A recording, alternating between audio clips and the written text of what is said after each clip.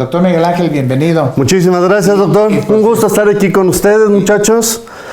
Disculpa, te interrumpí. No pasa nada. Al contrario, gracias por estar aquí. Sabemos que existen problemas que no están en nuestro control. Pero bueno, afortunadamente ya estás aquí, así es de que tienes la palabra y adelante con el tema, porque también los jóvenes pues están con tiempos definidos, ¿no? Así es que adelante y gracias. Muchísimas gracias. Un gusto estar con ustedes. Primero que nada, me gustaría que cerraran sus ojos y visualizaran el siguiente escenario. Es un día domingo, 3:40 de la mañana. Están ustedes en su centro de salud y ingresa un paciente masculino, 47 años, el cual al ingresar empieza a referir malestar general y frente a ustedes cae. Ustedes están en su centro de salud, la ayuda más cercana la tienen 20 minutos, la ambulancia más cercana. El médico adscrito ese día no fue, se le hizo tarde por el tráfico, situaciones ajenas. La única ayuda que existe en ese momento son ustedes. A lo mucho cuentan con una enfermera pasante y bueno, pues este escenario es más frecuente de lo que nos podemos imaginar. Me gustaría que visualizaran qué es lo que tienen que hacer y ustedes tomen conciencia de quiénes de ustedes tienen en este momento la capacidad y tienen el conocimiento como para poder actuar en ese momento. Tenemos que tomar en cuenta que cada segundo que el corazón está detenido implica y representa muerte para nuestro cerebro. Tenemos que tomar en cuenta que el actuar, muchachos, es algo sumamente importante. Al abrir sus ojos, deben analizar quiénes de ustedes realmente tienen no nada más la capacidad, porque claro que tienen la capacidad, ustedes ya han sido entrenados en muchas ocasiones, tanto en su andar como estudiantes y al realizar ustedes el internado de pregrado. Pero ahora ustedes son la ayuda. Ustedes son las personas que ese paciente necesita. Tenemos que tomar en cuenta que esto es más común de lo que nos podemos imaginar.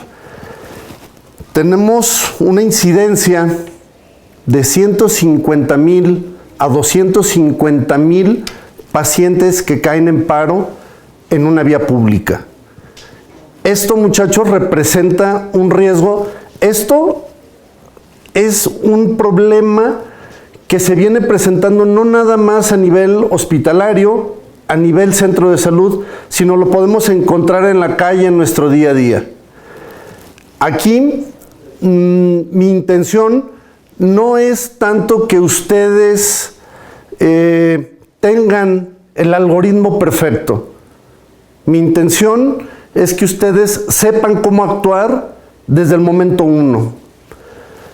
Tomando en consideración que de todos esos 150,000 a 250,000 pacientes que caen en paro en la vía pública nada más, el 95% de esos pacientes realmente tiene una sobrevida efectiva, siempre y cuando se les dé un adecuado manejo y oportuno.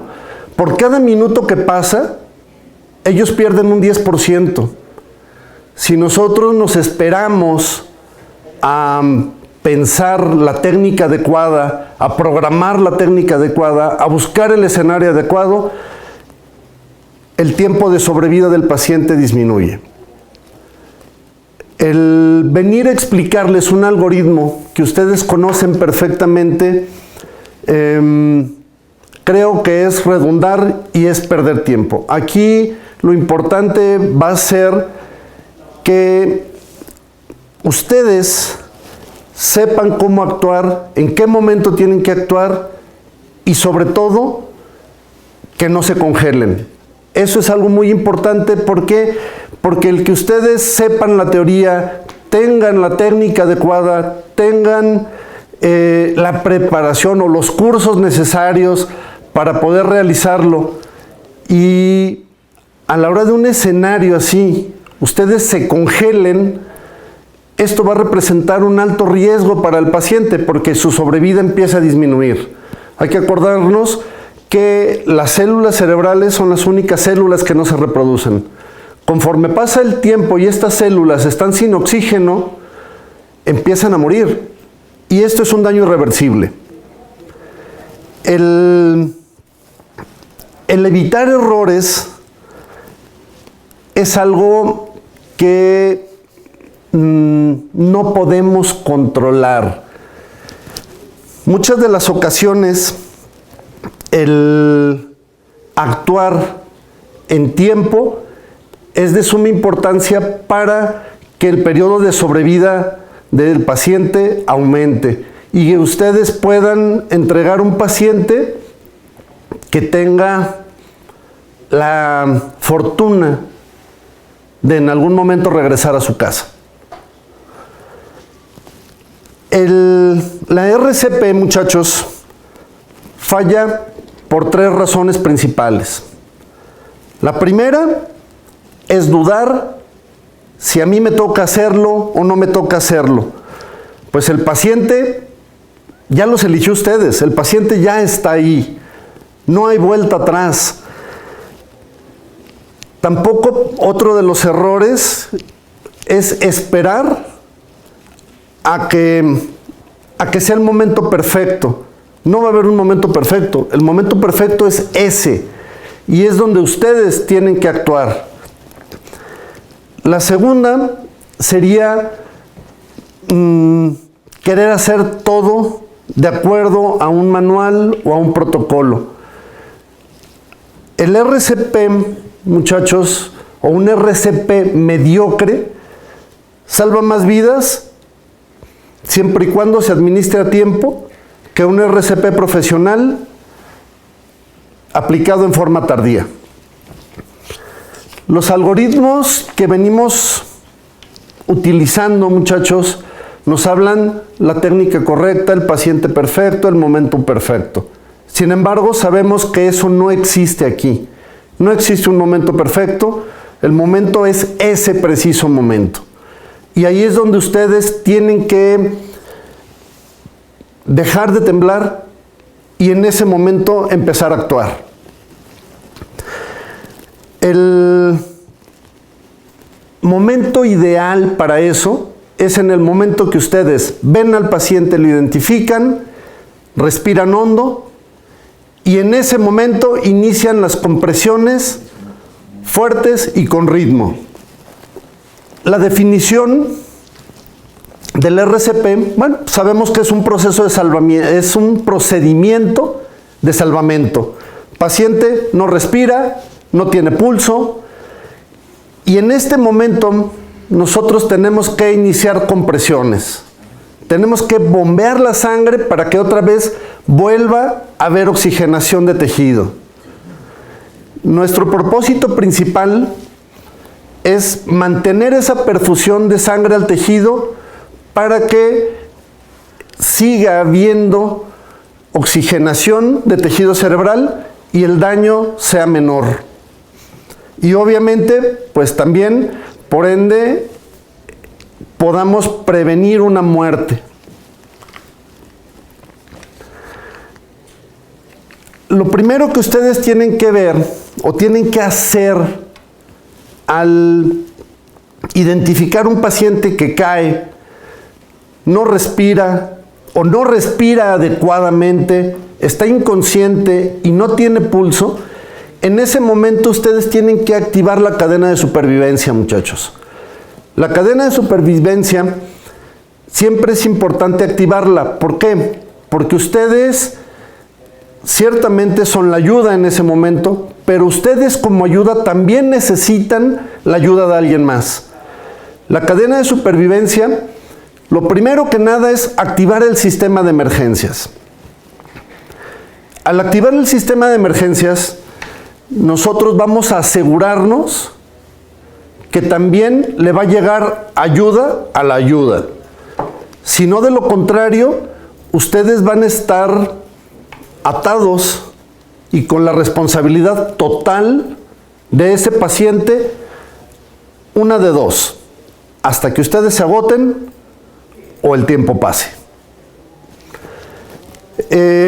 Una vez que ustedes activaron el sistema de emergencias, también eso les va a asegurar a ustedes que puedan ofrecerle a su paciente una seguridad de que el tratamiento que se le tiene que dar a ese paciente va a tener continuidad. Siempre, muchachos, es importante que identifiquen quién está a su lado, quién está cerca. ¿Para qué? Para que en lo que ustedes están viendo al paciente, otra persona pueda activar el sistema de emergencias. Puede ser el familiar del paciente, puede ser algún otro paciente que esté en sala de espera o esté ahí, puede ser su enfermera, puede ser cualquier persona que esté cerca de ustedes. Siempre es importante que activen sistema de emergencias, pidan ayuda y en algún momento dado, si la unidad donde ustedes están o el lugar donde ustedes están cuenta con un DEAD o un desfibrilador externo automático, lo soliciten en tiempo. Las compresiones van a ser importantes que las empiecen desde el momento 1. Ven, identifican, paciente no tiene pulso, paciente no respira o no respira adecuadamente. En ese momento, muchachos, primero deben abrir la vía aérea del paciente, deben ubicarse a un costado del paciente, elevar su mentón y con su otra mano sostener la cabeza para poderla girar. Esto nos va a asegurar que la vía aérea esté abierta y esté permeable. Al hacer ustedes esta maniobra, va a ser importante que vean su boca. Muchas de las ocasiones, y es un problema frecuente, puede ser un paciente que trae un pedazo de comida, o puede ser un paciente que trae un dulce, o trae algo que está obstruyendo la vía aérea, y eso ocasionó en ese momento el paro cardiorrespiratorio. Si el objeto que ustedes ven en la boca lo pueden extraer, hay que extraerlo siempre en forma segura. Se menciona que debe hacer un barrido en forma de gancho y poder extraerlo. Esto con el objeto de no empujarlo más hacia adentro y que obstruya más.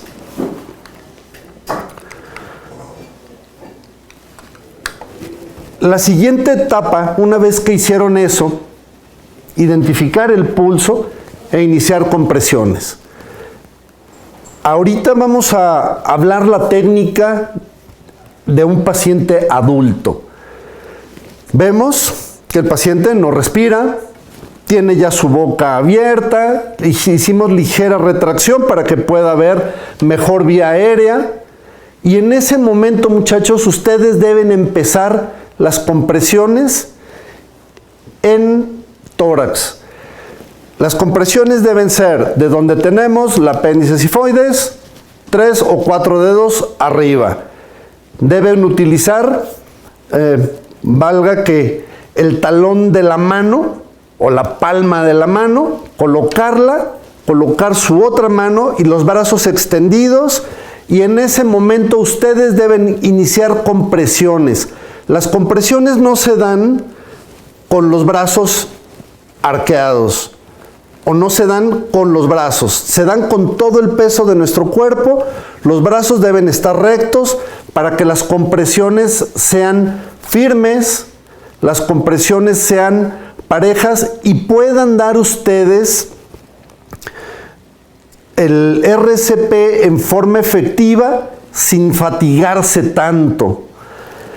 Aquí recomendamos, o bueno, la American Heart recomienda que mantengamos un ritmo entre 100 y 120 compresiones por minuto.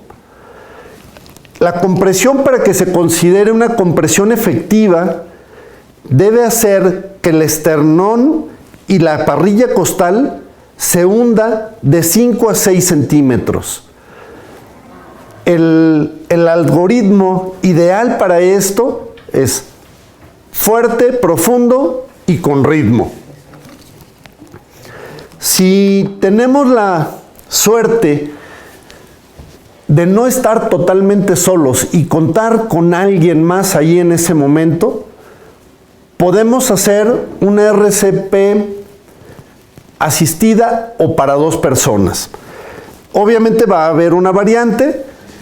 Vamos a dar 30 compresiones y se dan 2 respiraciones. Las respiraciones tienen que sellar nariz y tienen que abrir perfectamente la boca para que la columna de aire pueda entrar y pueda expandir los pulmones. Aquí es importante verificar que realmente el pecho suba, porque de esta forma estamos viendo y estamos asegurando que el aire está entrando a nuestros pulmones. Les mencionaba esto de inicio porque hay variantes de la RCP. Las variantes van a ser los grupos de edad. Si vemos que tenemos un lactante o un bebé, no vamos a cargar todo nuestro peso sobre él, porque aparte del daño que podemos ocasionarle, las compresiones no van a ser efectivas. En ese caso, vamos a utilizar únicamente 2 dedos y vamos a tomar al bebé entre nuestras manos o en una superficie firme, al igual que el adulto. Debe haber una superficie firme para que las compresiones puedan realmente ser efectivas. Si hablamos de que el paciente es un niño, bueno, vamos a utilizar nada más una sola mano.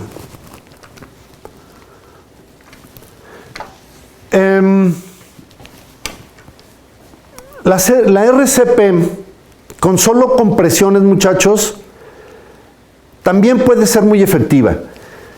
Obviamente, esta RCP se recomienda para personas no entrenadas. Sin embargo, esto también, muchachos, nos hace pensar que para poder dar una respiración boca a boca, pues tenemos que cuidar primero que nada nuestra salud.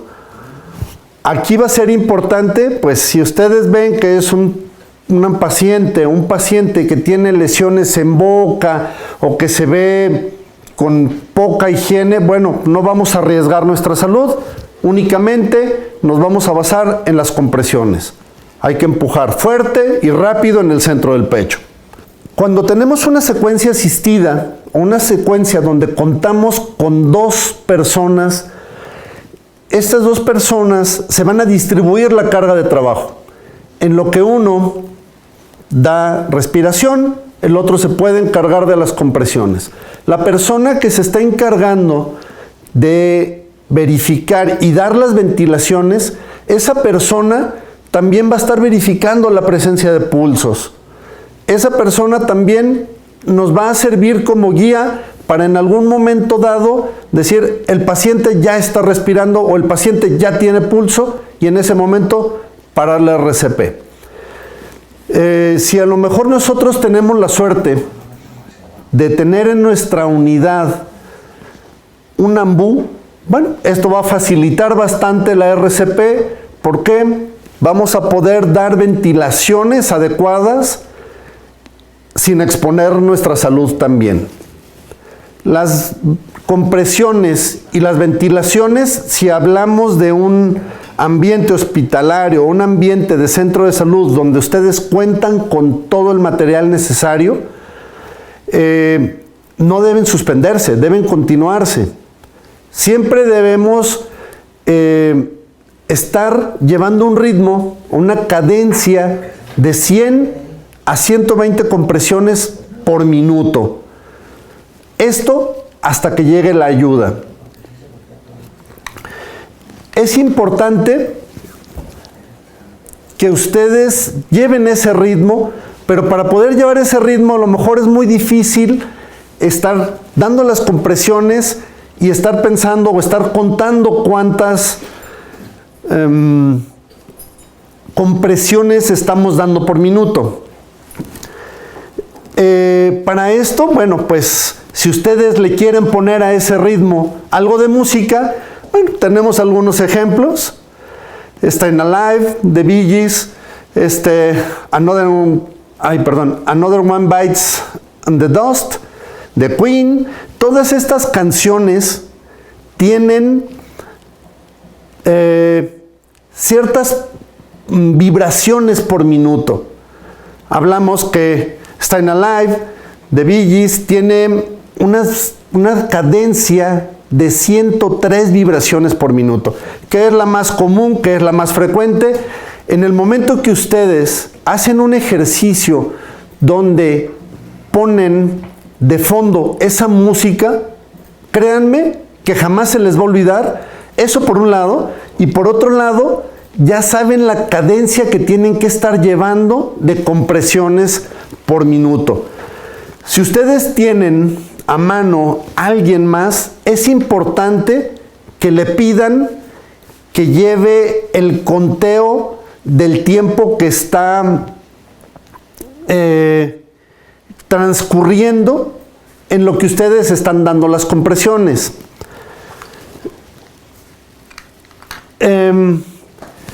¿Por qué? Porque también no podemos estar toda una noche dando RCP. Eso sería ponernos en riesgo, un riesgo de agotamiento. Y por otro lado, esto también representaría para nosotros un problema de salud a nuestro cuerpo. Siempre es importante ir considerando cuándo debemos de tener una RCP. Primero que nada, pues si la ambulancia llega, en ese momento ustedes piden que lo releven. Si tienen la fortuna de tener alguien más dentro de su unidad de salud, pueden ustedes solicitar, rotar o pedir que alguien más los asista y en ese momento también continúe con las compresiones. El dar RCP, muchachos, es una situación, a quien ya lo ha dado o ya lo ha hecho, sabemos que es una situación cansada. Esto genera mucho desgaste para nosotros, no nada más por la presión y el estrés del momento, sino también el desgaste corporal que esto genera nos puede llevar a un riesgo de agotamiento. Es realmente cansado el dar RCP en forma continua sin el apoyo de alguien más. Nosotros también tenemos que ser muy conscientes, muchachos, que a pesar de que el RCP es muy importante que lo hagan en forma oportuna y en el momento, pues también nosotros podamos poner nuestro límite donde ya nuestra salud está de por medio. Y también buscar e identificar en el paciente cuando ya tenemos que parar. Hay pacientes que ya tienen una clara señal de muerte biológica. Vemos que empiezan a haber livideces, vemos que empieza a haber cierta rigidez, tenemos 20 minutos dando RCP. A veces también es importante poder decir, hasta aquí hicimos todo lo que se tenía que hacer. En el escenario donde nuestra RCP llevamos 5 ciclos, de 30 por 2, o tenemos 3 minutos dando RCP en forma continua, tenemos que hacer una pausa. Tenemos que hacer una pausa en el escenario de que estemos solos para verificar si hay pulsos. Si vemos que ya tenemos pulso, en ese momento vemos que nuestra RCP fue realmente efectiva y fue de importancia para el paciente en ese momento porque se restableció su circulación. ¿Dónde vamos a verificar? Pues lo ideal es buscarlo en el cuello. El pulso carotidio es el primero que se siente y es el de pulsaciones más fuertes.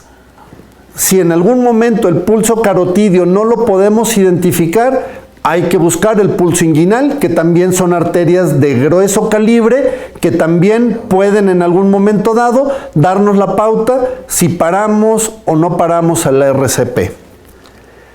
En el escenario de que ya dimos 10 minutos de compresiones continuas, vemos que el paciente ya tiene pulso, empieza a respirar por sí mismo. En ese momento tenemos que hacer un cambio de posición del paciente y tenemos que pasarlo a una posición de recuperación. Esta posición de recuperación, si estamos en una vía pública o ya estamos en un lugar controlado, bueno, tenemos que doblar la pierna del paciente y esa pierna que se dobla, jalarla hacia nosotros, apoyándonos también del brazo. ¿Esto para qué? Para que el paciente gire hacia nosotros.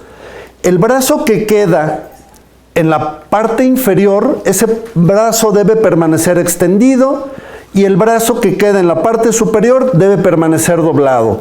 Debemos verificar la posición de la cabeza. Esto también es muy importante. ¿Para qué? Para poder asegurar que realmente tenemos permeabilidad de la vía aérea y esto va a asegurarnos que el paciente va a tener un flujo continuo de aire y de esta forma va a mejorar su perfusión de oxígeno. Esto pensando en el escenario donde no tenemos nada. Si nosotros estamos en un área hospitalaria, bueno, pues a lo mejor en ese momento le ponemos su mascarilla con oxígeno, esto para favorecer la oxigenación, o en algún momento dado sus puntas nasales, que lo ideal es una mascarilla para que la concentración de oxígeno que está ingresando el paciente pues sea mucho mayor.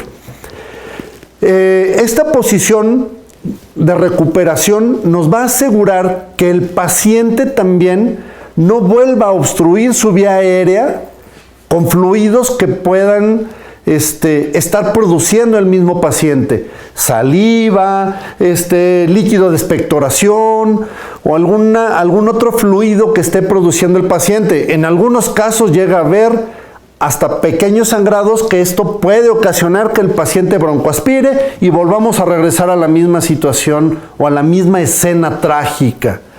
Entonces, es importante que las compresiones también, muchachos, aparte de que sean efectivas, sean oportunas, también puedan tener ese límite donde decir, a partir de este momento nuestro paciente está recuperado, tenemos que parar todo en lo que llega la ayuda o si no hay más ayuda, voltearlo hasta que pueda empezar ya ustedes una evaluación secundaria de la escena. La evaluación, muchachos, debe ser importante, o una evaluación inicial de una escena debe ser una situación importante. Esto habitualmente es un proceso que es rápido, que es sistemático, donde nosotros nos enfocamos a identificar amenazas, no nada más para el paciente, sino también para nosotros. Obviamente buscamos la estabilización y buscamos la seguridad del paciente, pero aquí también, muchachos, tenemos que ser un poquito egoístas y primero que nada pensar en nuestra seguridad. Vamos a pasar a la valoración secundaria una vez que nuestro paciente ya está en una posición segura y en una posición de recuperación donde entonces sí podamos nosotros seguir la neumotecnia A, B, C, D, E. Primero que nada, pues tenemos que asegurarnos que la vía aérea esté y permanezca permeable. tenemos que ver que el paciente realmente tenga una adecuada ventilación y una adecuada oxigenación. Tenemos que seguir verificando pulsos. Si nosotros, muchachos, tenemos un monitor, pues muy padre, podemos poner los parches y demás para asegurarnos que realmente tiene pulso y está habiendo perfusión. Si no la tenemos, simplemente con 2 deditos podemos verificar si el paciente sigue teniendo pulsos. También es importante verificar el déficit de atención o déficit neurológico. Hay muchos pacientes que al tener una RCP efectiva desde el momento 1 pueden tener una recuperación rápida y adecuada y en ese momento iniciar de nuevo con su estado de conciencia, y esto nos va a dar la pauta para poder tranquilizar al paciente y poder ya en algún momento estar viendo qué déficit neurológico tiene. También importante, muchachos, ya al superar la emergencia, tenemos que evaluar al paciente en forma ordenada. Tenemos que revisar a nuestro paciente siempre, cabeza a pies, en forma ordenada, buscando lesiones. Cuando hablábamos de una evaluación de una escena, primero tenemos que, antes de tocar al paciente, tenemos que asegurarnos que realmente nuestro entorno es seguro para nosotros, para el paciente y para alguien más que pueda estar cerca. En esta diapositiva ponemos una imagen donde está un trabajador tirado en el piso y atrás de él se ve que viene el personal de ayuda. Sin embargo, hay que tomar en cuenta, el paciente tiene cables en la mano. Esta escena, si ustedes no saben si esos cables realmente tienen corriente, al querer ustedes llegar a ayudarlo, se van a convertir en una víctima más y entonces ya no va a haber quien ayude al que va a ayudar. Siempre es importante en la evaluación inmediata identificar peligros que puedan estar latentes. A lo mejor nos toca el escenario donde nuestro paciente está en una vía pública, está tirado en la calle, pues obviamente tenemos que ver primero que nada que el tránsito vehicular no represente un riesgo para nosotros. Tenemos que retirarlo de esa situación. Si el paciente está en un lugar donde hay fuego, humo o riesgo de explosiones, pues obviamente lo ideal es retirar en ese momento al paciente para no convertirnos también en otra víctima más. Al igual, riesgo de electricidad, sustancias químicas que hayan derramadas, o en el escenario donde hay riesgo de que se caiga una pared, un tejado o un derrumbe de tierra, no sabemos, o algo que no es tan frecuente en nuestro país, pero sucede en otros lugares, la violencia activa, que haya a lo mejor un tiroteo o alguna situación donde pueda representar un riesgo. El escenario donde una RCP se presenta no siempre es el escenario ideal. Sin embargo, nosotros tenemos que considerar que si estamos en un lugar donde nosotros tenemos el control de la escena, siempre es importante usar equipo de protección personal. Totalmente importante. Con esto, primero que nada, aseguramos nuestra salud. Y de esta forma nos protegemos de no convertirnos en otras víctimas más. Al hacer la evaluación, al buscar la escena de inicio, tenemos que ver cuántas personas cayeron. Si a lo mejor hablamos del caso con el que abrimos la plática, bueno, es una situación controlada, vemos que es un solo paciente. Sin embargo, si estamos en la calle y vemos al paciente inconsciente, hay que identificar si hay más personas o si hay más víctimas. Tenemos que ver, pues, a lo mejor una evaluación rápida, edades aproximadas, la posición del cuerpo, ¿Por qué? Porque a veces hay lesiones que tiene el paciente que a lo mejor al moverlos nosotros vamos a dañar más al paciente de lo que en algún momento dado pudimos haberlo ayudado. Si a lo mejor tenemos en ese momento presencia de hemorragias grandes activas, si el mecanismo de lesión del paciente, hablando de una vía pública o una zona externa, nos permite identificar el mecanismo de lesión. Se cayó de un segundo piso, lo atropellaron, a lo mejor fue producto de una balacera, a lo mejor el paciente hubo una explosión y salió proyectado, o el paciente está quemado. Siempre el objetivo principal es detectar amenazas en forma inmediata, amenazas a nuestra vida. El paciente ya es un lesionado, ya es un paciente. Aquí lo importante de la evaluación inicial o la evaluación primaria es que ustedes no se conviertan en una víctima más. Detectar todas las amenazas y poder alejarnos de esas amenazas. Siempre es importante estas acciones hacerlas en forma rutinaria y simultánea. Evaluamos nuestra escena y empezamos a dar compresiones. Tenemos también que estabilizar funciones vitales, que eso es importante. Si vemos que tenemos un paciente con una hemorragia masiva y nos ponemos nosotros a dar compresiones, lo que vamos a hacer en ese momento es ayudar a ese paciente a que se drene un poquito más rápido. Entonces, tenemos que tratar de estabilizar esa situación para que realmente las compresiones y la RCP pueda ser de efectividad. También tenemos que identificar y determinar el traslado inmediato de ese paciente. ¿Para qué? Para que ustedes puedan también tener ese margen o esa ventana donde ustedes conozcan sus límites, hasta dónde les toca, y vaya, a lo mejor es feo decir hasta dónde les toca, pero sí cuál es su función y en qué momento.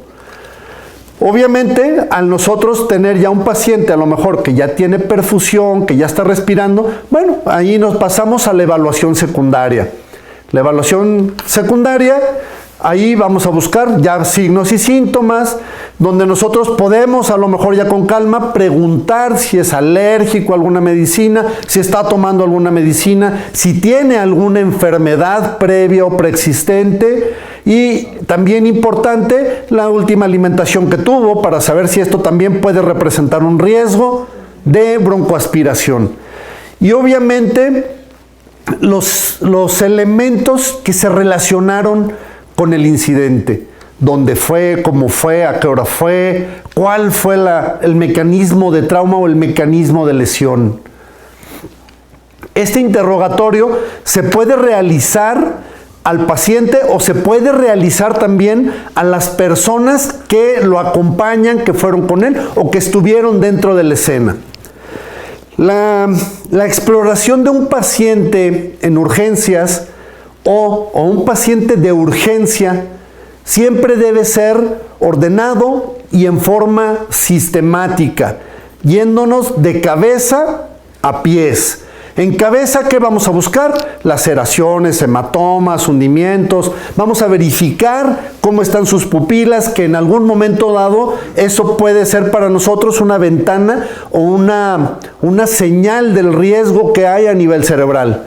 Vamos a buscar sangrados a través de nariz, oídos, que esto también nos puede dar un dato, un tip de alarma de una probable lesión de piso de cráneo. Vamos a buscar también en el cuello deformidades, ingurgitaciones yugulares y verificar el estado de inmovilización cervical del paciente. Esto es importante también porque a través de esto nosotros vamos a asegurar, primero ya nos aseguramos que respiró, pero también nos tenemos que asegurar que ese paciente pueda volver a caminar en algún momento dado, porque no sabemos si el paciente tiene una lesión cervical que pueda representar un riesgo de que haya un shock neurogénico o que haya una laceración de médula espinal.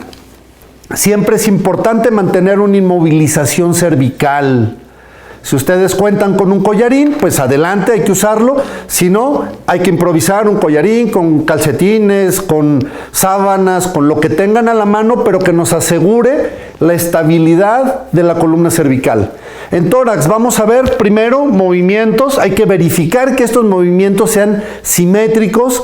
Obviamente, pues al hacer una inspección, pensaríamos y buscaríamos que los movimientos no fueran simétricos o que hubiera un hundimiento, que hubiera crepitaciones. Si el paciente ya tiene cierto estado de conciencia, pues que se queje de dolor. Obviamente también con nuestro estetoscopio vamos a buscar ruidos cardíacos, vamos a buscar ruidos respiratorios. En abdomen vamos a ver la rigidez o distensión, vamos a buscar heridas. Es importante que siempre se aplique el método clínico, ver, oír, sentir. Entonces, a través de esto vamos a identificar probables lesiones que puedan ser la causa o puedan ser de riesgo para nuestro paciente. En la pelvis vamos a identificar la estabilidad pélvica. Hay que acordarnos que la pelvis es un macizo de huesos que tienen grandes vasos que pueden llegar a sangrar mucho y también, por otro lado, pueden generar demasiado dolor al nosotros tratar de movilizar al paciente. Las extremidades, vamos a ver que no haya deformidades, heridas, sangrados. Vamos a verificar los pulsos, un llenado capilar rápido. ¿Para qué? Para identificar que haya una adecuada perfusión, el movimiento, si el paciente tiene sensibilidad o no, si el paciente está consciente, claro. Y en la espalda, que también es parte importante, tenemos que ver la alineación de la columna. Hay que buscar moretones, hay que buscar heridas, hay que buscar que la forma de la columna sea la correcta. Para poder girar a un paciente así, muchachos, es importante siempre hacer un giro en bloque, girarlo completamente y no jalar tórax y jalar aparte la pelvis, porque esto nos puede generar una lesión a nivel medular. El déficit neurológico, ¿cómo lo vamos a valorar? Primero, escala Glasgow. Esto creo que ya es un tema que ustedes conocen a fondo. Vamos a identificar si el paciente ya está consciente, que tenga fuerza, que tenga sensibilidad. Y hay que ver que no haya signos de focalización neurológica, de corticación, de cerebración, que nos den la pauta para pensar que hay un riesgo adicional. Y también es importante saber hasta dónde tenemos la capacidad nosotros para poder continuar con el manejo de ese paciente. Es importante identificar y dar prioridad al traslado de ese paciente. Hay que pensar y tener siempre en consideración el enviar a ese paciente a un segundo o tercer nivel. O si en algún momento el paciente ya está estable, ese paciente pues derivarlo a la consulta externa o mandarlo a una sala de urgencias para continuar con su manejo. Pues hasta ahorita mi plática espero que haya sido de ayuda para ustedes. Si se fijan, no es nada más un algoritmo, sino se trata de una toma de decisiones. Una toma que debe ser importante, donde a ustedes no debe temblarle la mano para iniciar las compresiones. Gracias. Híjole, qué interesante esta plática. La verdad que es una plática en la cual nos debemos de aprenderla desde toda la vida, no todo el tiempo, porque no sabemos cuándo vamos a tener esa oportunidad de hacer un RCP en esas condiciones. Ya el doctor ya nos dijo muy claramente cuáles son las condiciones bien, mal, con estrategia, pero hay que hacerla, ¿no? Hay que hacerla, es importante hacerla porque de esa manera le damos esa oportunidad a esas personas de seguir viviendo. Hay que hacerlo, yo creo que no es un tema que en todos lados se practica, no. inclusive hay ¿cómo se llaman? Maratones de RCP, algo así. Yo creo que podemos hacerlo. Es muy interesante la plática del doctor, yo creo que bien valió la pena su espera, la verdad valió la pena, yo creo que esto es interesante para todos ustedes. No sé, si tengan alguna pregunta para podérsela pasar al doctor, revisa ahí por favor.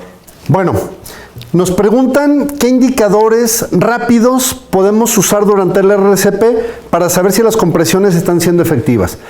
Pues si nosotros estamos en un escenario donde nada más estamos nosotros, tomando en consideración que somos el médico de guardia de un domingo a las 3:40 de la mañana, que nuestra enfermera se fue a dormir, desapareció. Los únicos respondientes somos nosotros.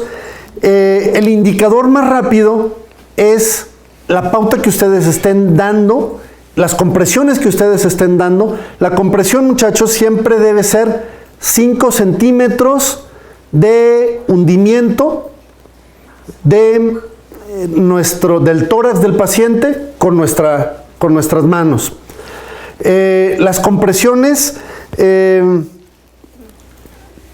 siempre son efectivas. Aquí es importante considerar que el error más común en la RCP es no hacerlo. Ese es el error más común. A veces ayuda más una RCP mediocre, por decirlo de alguna forma, que una RCP no administrada. Si nosotros damos las compresiones, nosotros estamos asegurando que el paciente pueda en algún momento dado regresar a casa. ¿Qué recomendaciones prácticas daría para mejorar el trabajo en equipo y el liderazgo durante un código azul? Esto es una pregunta muy importante.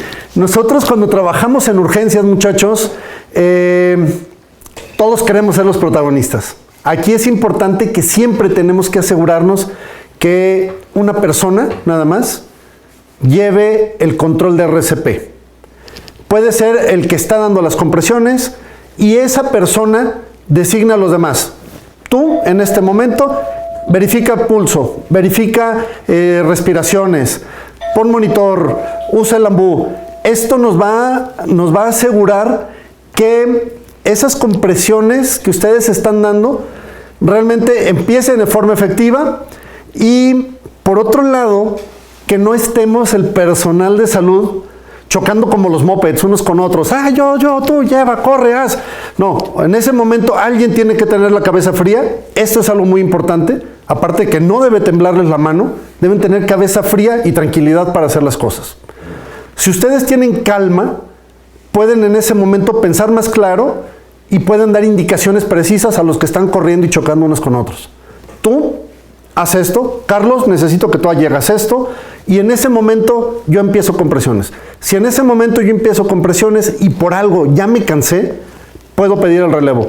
Fulano de tal, entra.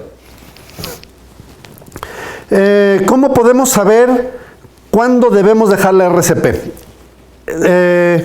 En la calle, si una ambulancia todavía no llega. Ok, esto lo mencionábamos en una de las diapositivas. La RCP también tiene sus límites. Ustedes tienen que tomar en cuenta que el agotamiento nos va a llegar en algún momento dado. Si ustedes ya activaron el sistema de emergencias y el sistema de emergencias dice 20 minutos estamos ahí, y ustedes realmente tienen y creen tener la capacidad para aguantar esos 20 minutos dándola, pues esos 20 minutos hay que darlas. Si vemos que el paciente ya no tiene datos de vida, también, muchachos, no podemos jugar a dioses. Si el paciente ya tiene datos que nos sugieren la muerte del paciente, rigidez, que tenga livideces, que veamos que ya las pupilas ya no tienen brillos, están secas, están hundidas, en ese momento no tiene caso seguir. Podemos regresar al paciente, pero tenemos que tomar en consideración en qué condiciones va a regresar ese paciente.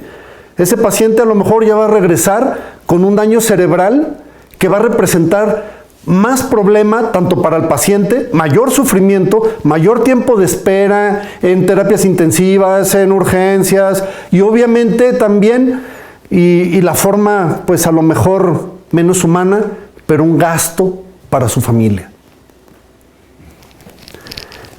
¿Alguna otra duda, muchachos?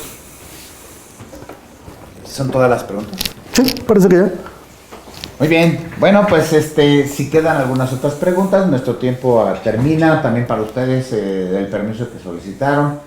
Un tema interesante, como dije hace ratito, hay preguntas que valen la pena saberlas. Yo creo que es importante considerarlas, todos los aspectos de los movimientos de la RCP. Recuerden, salvamos vidas, pero también no queremos creernos dioses, como dice el doctor, ¿no? Entonces, hay que hacerlo, tener conocimiento, y qué bueno. Me parece muy bien, un tema excelente para todos ustedes, ojalá y les sirva. Recuerden siempre estar al pendiente de las sesiones, siempre habrá sesiones de interés para ustedes, de apoyo para ustedes. Sugieran qué sesión o qué tipo de tema les interesaría. Doctor Miguel, pues muchas gracias por la presentación. Yo creo que es un tema del común denominador de todos los trabajadores de la salud. En cualquier momento no sabemos cuándo nos puede pasar, es más, inclusive en la calle, ¿no? Cualquier otra persona debería de saber perfectamente lo que es la RCP. Gracias por la presencia y esperamos pronto nuevamente contar con su presencia aquí en este lugar. Le hacemos entrega de un pequeño reconocimiento, una constancia por su presentación del día de ahora al doctor Miguel Ángel. Que tengas una excelente presentación y estamos a la orden como siempre, ¿no? Y gracias a todos ustedes. Un placer, amigo, estar con ustedes y también estar en contacto con ustedes, muchachos. Cualquier duda, estamos a la orden. Gracias, que estén bien y nos vemos en la próxima conferencia en el mes de marzo, el día 6 de marzo, a la orden.